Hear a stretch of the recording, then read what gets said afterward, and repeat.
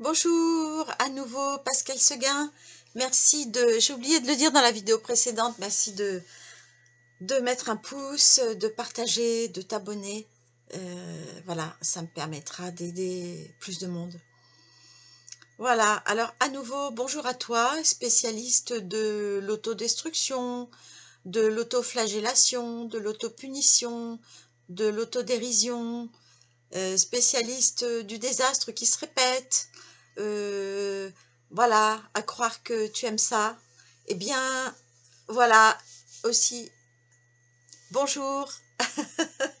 Bonjour, si tu as du mal à t'en sortir, si tu ne comprends pas pourquoi tu as des épreuves successives, pourquoi tu te sens malheureux, malheureuse, pourquoi tu as des désastres financiers, des tsunamis constants.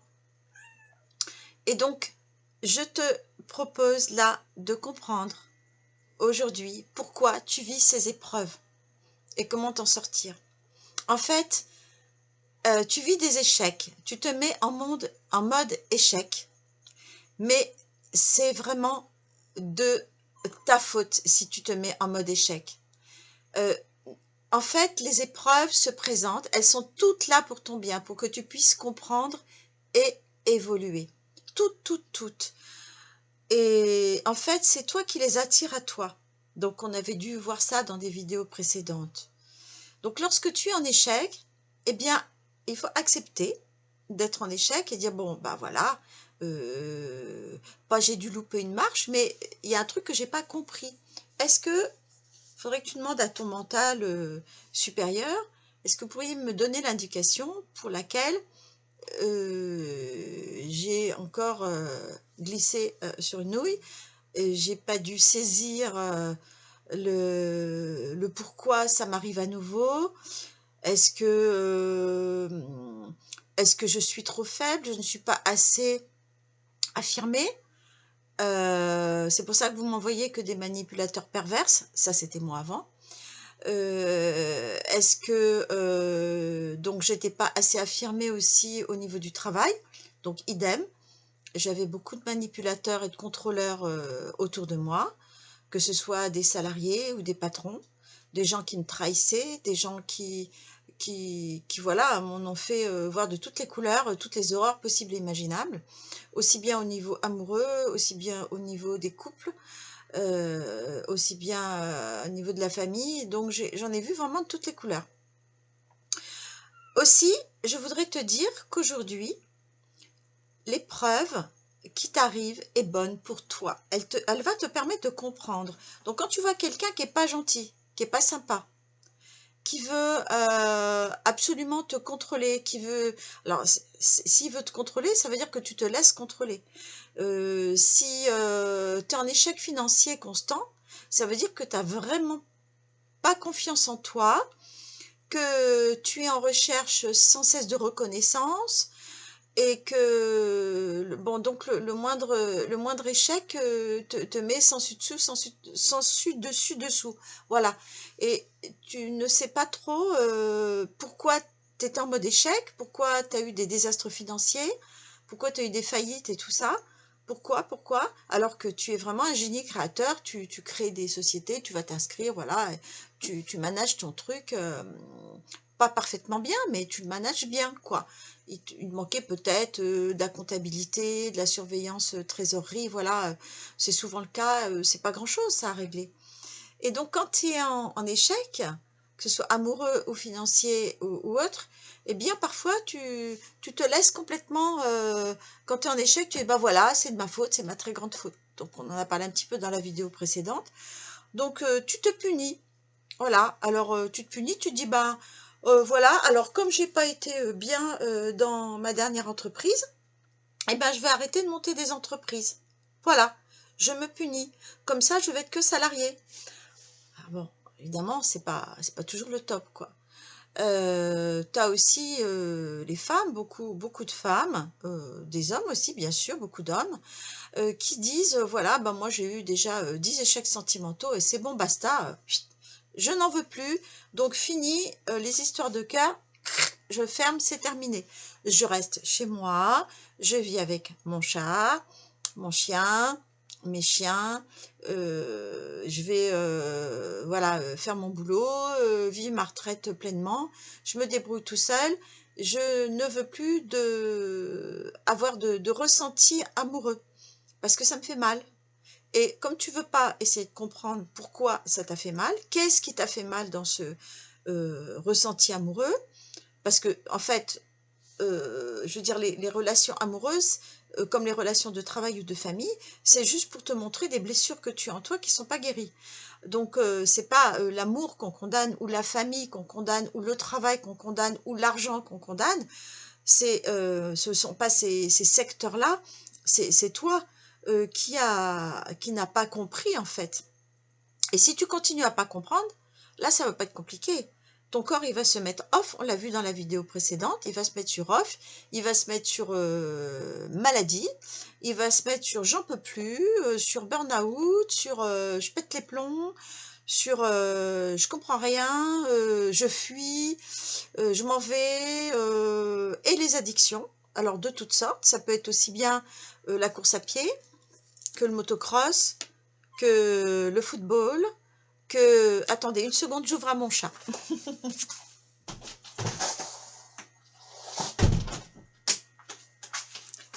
Elle n'arrêtait pas de pleurer, donc ça me, ça me prenait un peu ma concentration.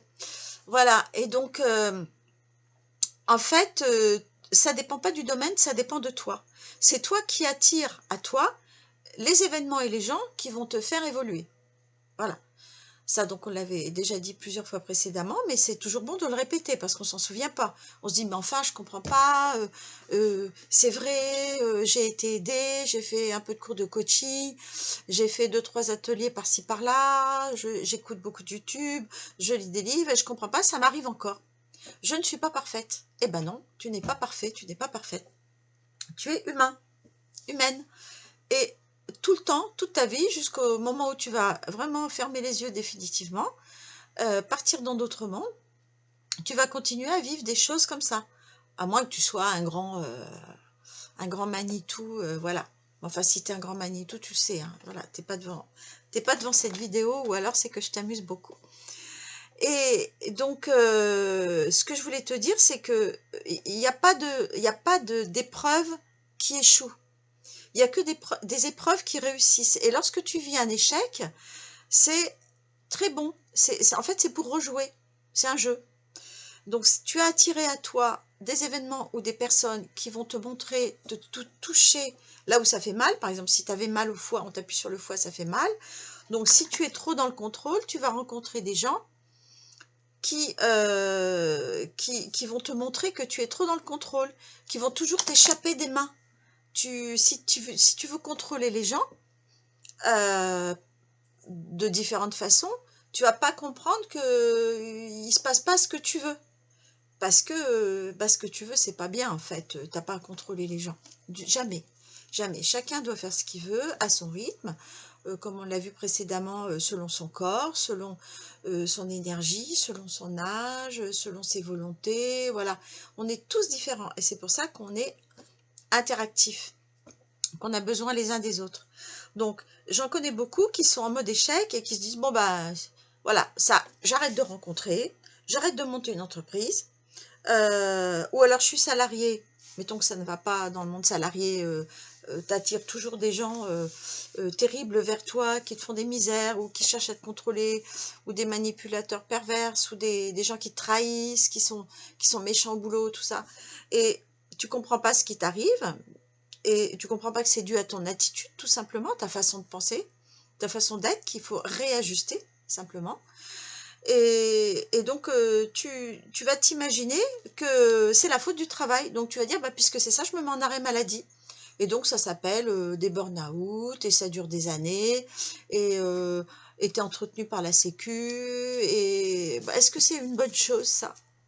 Est-ce que c'est une bonne chose, ça, que d'être entretenu, que ce soit par la Sécu ou par quelqu'un, d'ailleurs? Moi, perso, c'est pas ma façon de voir. Être entretenu, c'est pas mon truc. Après, s'il y a un échange, pourquoi pas? Mais être entretenu par la Sécu, souvent, il n'y a pas d'échange. Tu reçois de l'argent, t'es chez toi et on demande rien en échange. C'est pas tout à fait logique, je trouve. Voilà. devrait y avoir des soins, des remises en forme, des évolutions, des coachings à suivre, des cours, enfin, je pense, hein, voilà. Et les gens qui s'en sortent sont ceux qui font ça. Alors donc, qu'est-ce que c'est que ces échecs? Ils sont uniquement dus au fait que tu t'es mis en challenge, donc tu t'es mis des niveaux très hauts, donc comme tu peux pas les tenir, pouf, tu es en échec. Mais en fait, non, tu n'es pas en échec, tu es simplement un humain, tu vis, voilà. Donc c'est normal que le lundi, tu réussisses un truc, et que le mardi, bah, le même truc, bah, tu n'arrives pas à le faire, parce que, par exemple, moi, si je décide de ranger mon grenier, il y a vraiment besoin, donc il faut que je retrousse mes manches, alors je l'écris sur mon planning, je l'écris le lundi, le mardi, le mercredi, je l'écris sur 3 jours. Bah, figurez-vous que parfois, je le fais que le mois d'après, parce que je ne suis pas décidée. Donc le corps, le mental, l'émotionnel, tout ça, il a autre chose à vivre, autre chose à faire, et c'est bien vrai, j'ai des urgences à gérer, etc. Puis le grenier, ben, il a attendu. Il a attendu, puis par contre, au moment où je m'y mets, voilà, je suis tornade blanche, quoi. En 2 heures, je ne reconnais pas l'endroit. C'est ça pour tout le monde. Quand c'est le moment, on le fait, quand c'est pas le moment, on le fait pas. Ça, c'est une aparté par rapport au sujet de cette vidéo. Donc, moi, ce que je te propose, c'est d'accepter tes échecs et de commencer à t'ouvrir à toi-même. Et ne t'imagine pas que c'est parce que tu as fait un petit coaching par-ci, un petit coaching par-là, tu as vu un thérapeute 3 fois que ça y est, que tu es sauvé, hein, que t'es sauvé des crabes, hein, pas du tout.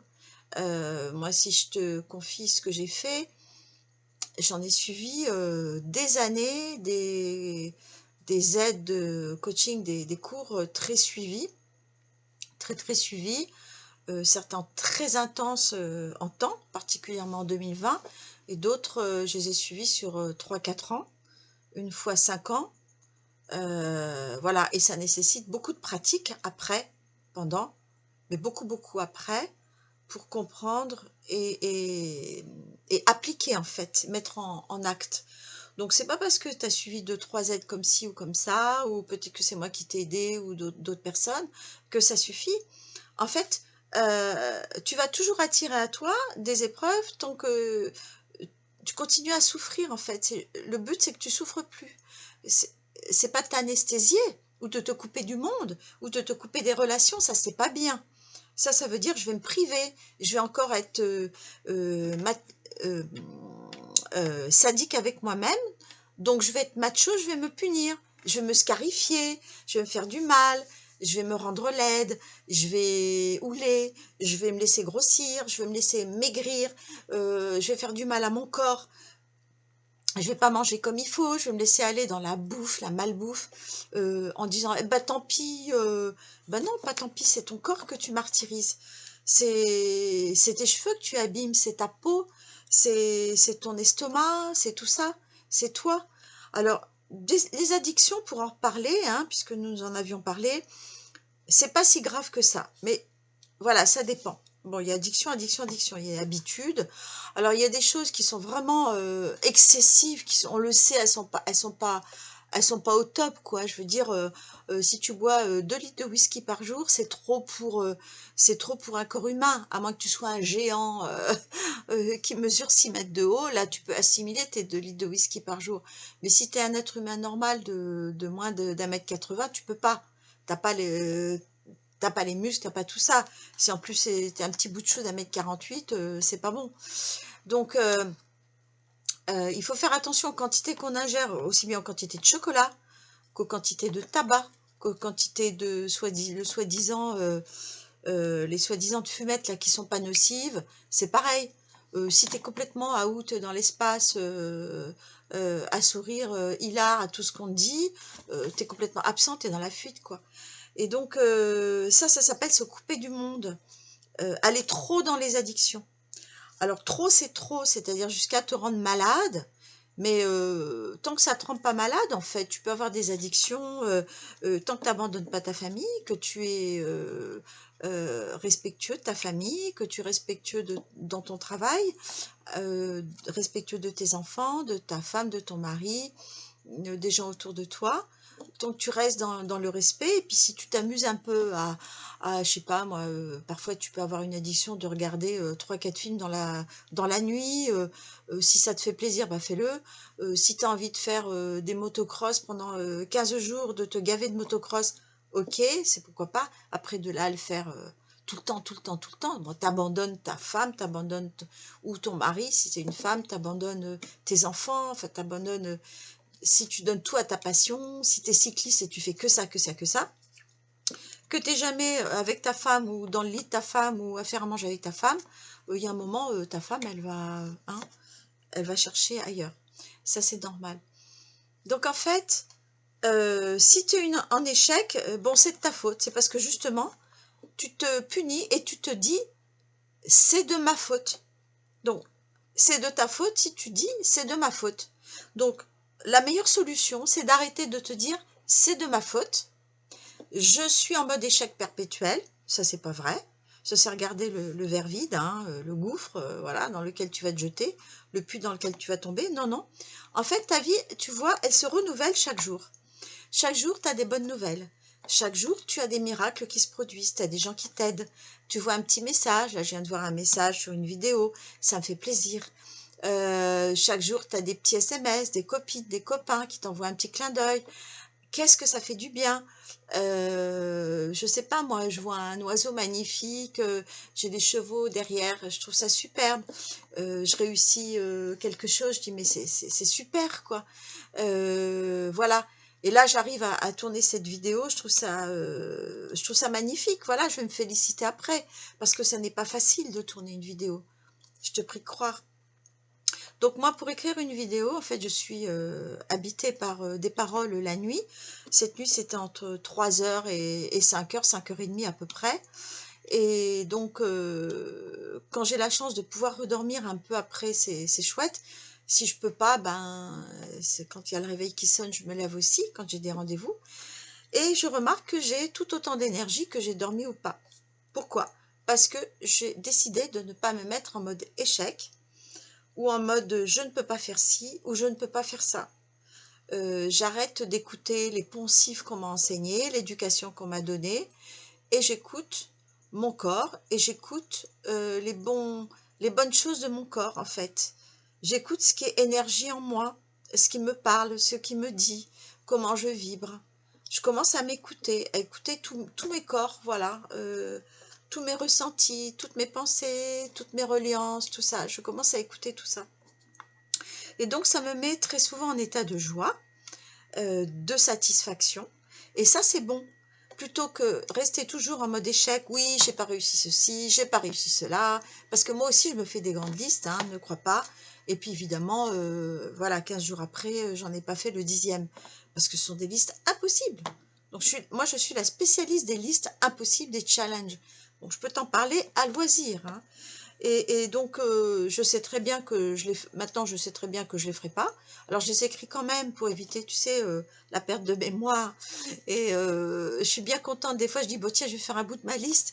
Et puis, je raye au fur et à mesure. Ça m'évite de chercher, de dire, ah zut, j'ai oublié ce truc important. Voilà, c'est tout. Mais maintenant, je me mets plus de temps. Je me mets plus de challenge. Je me mets plus de tout ça. Je dis, tiens, je vais essayer de faire un truc rapide et puis un truc un peu plus difficile. Et puis, si le truc est un peu plus difficile, vraiment, j'y arrive pas parce que je sens que ça bloque. C'est souvent le cas, hein. On n'arrive pas à faire quelque chose, ça bloque.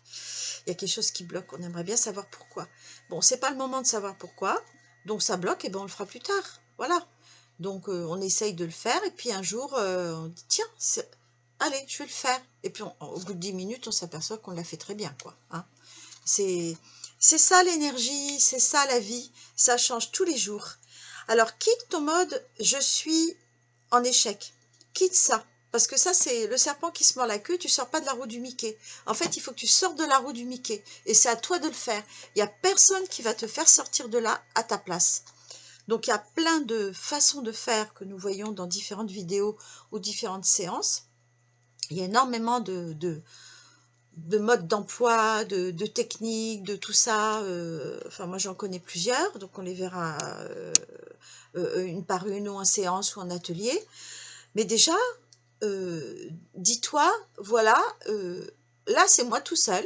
si tu dis, c'est moi tout seul qui me met en mode échec, alors qu'en fait, c'est pas un échec, c'est une épreuve, c'est une épreuve que j'attire à moi-même pour mieux me connaître, mieux me comprendre et glaner un petit peu de bonheur et un petit peu de bonheur et un petit peu de bonheur. Et tu vas voir, tu vas comprendre. Hein. Donc, par exemple, si tu es malheureux en couple, et que tu veux continuer à être malheureux en couple, bon bah ça c'est toi qui le veux, hein, voilà. Là s'il y a une faute, effectivement, c'est de la tienne. Si tu es malheureux et que tu as tout essayé, tout vu, tout consulté, voilà, et ça ne va pas, c'est que ça ne va pas, puis c'est tout, faut changer. Donc il y a des façons de faire où tu es moins malheureux, où c'est simplement de l'acte, et il n'y a rien à te reprocher, puisqu'il faut que tu sors du côté sadomaso.